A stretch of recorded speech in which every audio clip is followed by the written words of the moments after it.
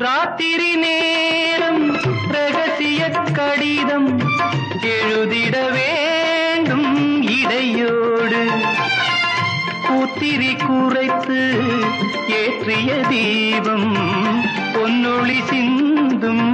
இரவோடு என்னை விட்டால் யாரும் இல்லை கண்மணியே உன் கை அணைக்க உன்னை விட்டால்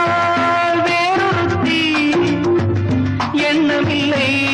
நான் காதலிக்க உன்னை விட்டால் வேறொருத்தி எண்ணமில்லை நான் காதலிக்க